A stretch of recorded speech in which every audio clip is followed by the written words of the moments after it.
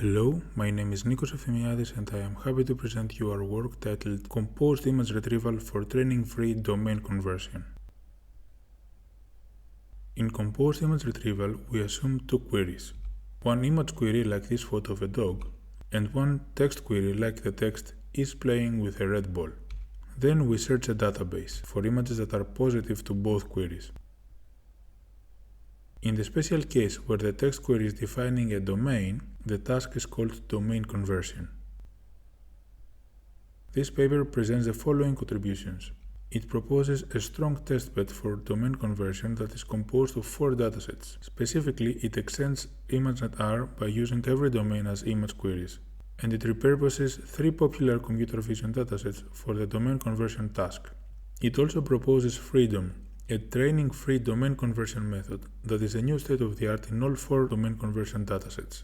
Before this work, the standard practice for domain conversion was using the photo domain of ImageNet-R as image queries and the rest as the database and positives. In this case, the best literature method in MAP appears to be Magic Lens, but by extending the benchmark in including every domain as queries, Searle appears to be better. By adding mini-domainnet as a second dataset for the task, we observe that combo diff is better. By adding 2 more datasets, we get 2 more methods that appear to be the best. So, which method is a state-of-the-art? From this observation, we can conclude that a weak testbed leads the community to propose literature methods that are not overall strong.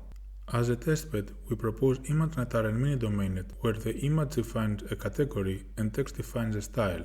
Nico++, where the image defines a category and the text defines context. And finally, LTLL, where the image defines an instance and the text defines a style.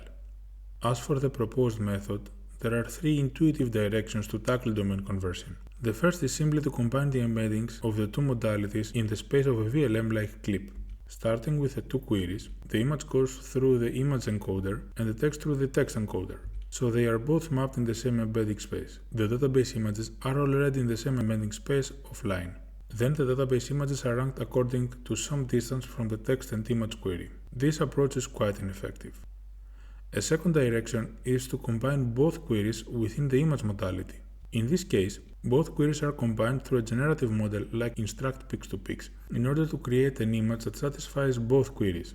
Then the image is mapped to the embedding space through the image encoder, and the database ranking happens through image-to-image retrieval. This approach is equally ineffective. Finally, the third approach is to combine the 2 queries as a text using the idea of the continuous textual inversion as introduced in Searle. The image query is mapped to the embedding space through a frozen image encoder, and the prompt, a photo of asterisk, is used. Here, asterisk is a placeholder word that in the end will embody the instance of the image query. The prompt is tokenized, but the input vector of the placeholder asterisk is left learnable. The input vectors are mapped into a single embedding through a frozen text encoder, and the distance loss is defined between the image and the text embeddings. The loss is minimized while only the input vector of the asterisk is learnable. When the text embedding approaches the image embedding, the input vector of asterisk should be the one that conceptually corresponds to the query image. Then, the text query is used in a final textual prompt of the form a domain of asterisk, and the database is ranked through a simple text-to-image retrieval. This is better, but this neighborhood is not something the text encoder knows from training, because this input vector is not close to the inputs of clip training, because the placeholder asterisk does not exist as a word. To resolve this, we propose the concept of memory-based inversion. We use a textual memory of approximately 20,000 words that are offline already mapped in the embedding space.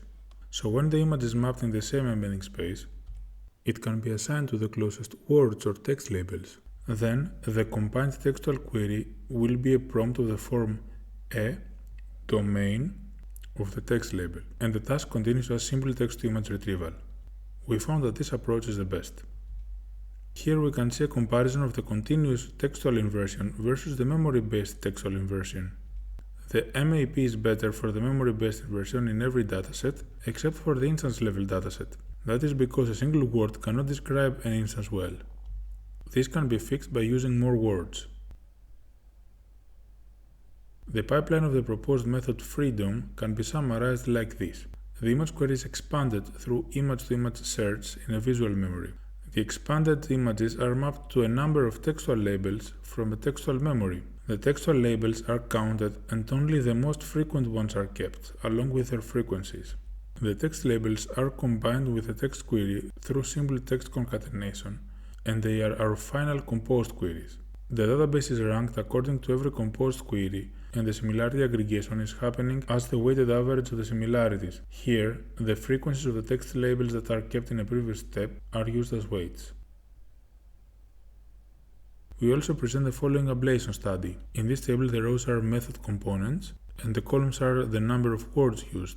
The reported metrics are the average MAPs across all datasets. In the first row, we can see the performance of the continuous textual inversion. By selecting a memory-based inversion, we have an increase of approximately 5 to 10 MAP. The use of the visual memory is improving substantially the performance. And finally, the use of the word frequencies as weights is making Freedom robust to the number of words used. Freedom achieves state-of-the-art results in all 4 proposed benchmarks with CLIP as backbone. Also, by changing the backbone to CGLIP without any hyperparameter tuning, we got an increase of 4 to 16.4 MAP. We argue that this level of transferability is one of the best reasons to use training-free methods like Freedom. Thanks for your attention.